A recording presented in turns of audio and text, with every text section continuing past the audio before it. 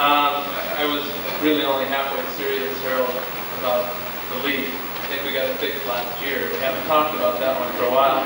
But there's a leak over the study talking about. Pastor Koosman, Conrad Koosman, was here from 1965 until 1968. And because of some changes in his family, they've adopted several young children recently, and they adopted another this past year. Because of some changes in his family, he wrote with regrets that he wouldn't be able to join us for this celebration. And so we asked one of his confirmation students, Robert, where are you? Was it confirmation, right? Robert Klein is going to come up and share some memories from the Koosman days. Thank you, Robert.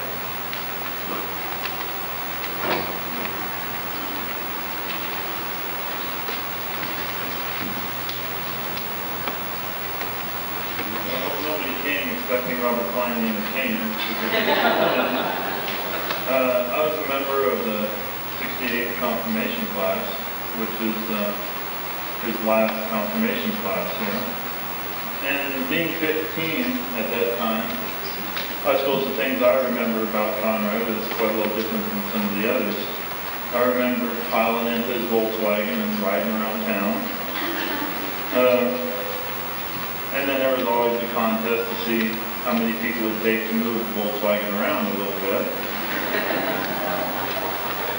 His talking baseball, which he had a cousin playing for the Mets, pitcher, and they seemed to do pretty good in '68, so that was a topic. There weren't very many Mets fans in our confirmation class. His contemporary sermons was one thing that I remembered about him. Titles like Pink Pills for Pale People. He left our congregation in '68, and when I talked to him, I got some of the background information about what's taken place since then. And in 1970, he got married in Iowa to a wife, Carol, and they've adopted 3 children.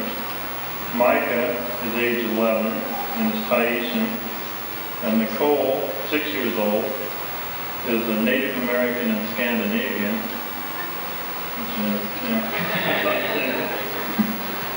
And Surin Vaz, the last one, 13, is adopted from India. And he commented that when they picked him up in Chicago, it was 27 degrees, and it was quite a drastic change for him coming from India. And I don't think it's changed much living in North Dakota. He left the ministry in '68.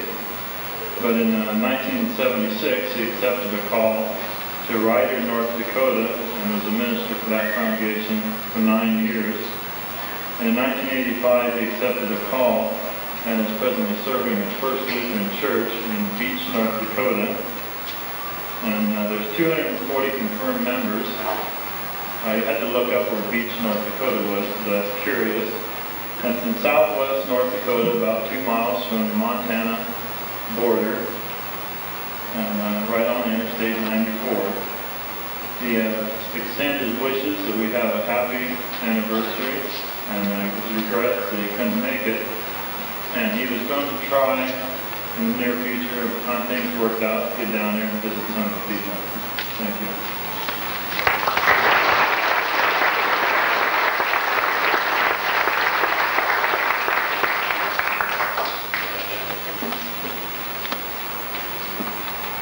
Thank you, Robert. What's that? Pink Pills for Pale People? Is that from your sermon notes? Confirmation class? Do you have that too, Susan? Pink Pills for Pale People. I'll have to remember that. Thank you, Robert. A bit of small world. A few years ago, the congregation I'm from in Minnesota interviewed Pastor Koosman. At that time, they were going to call a pastor. He didn't go there. He ended up going to Beach. But so I had contact with him through my home church. Thanks again.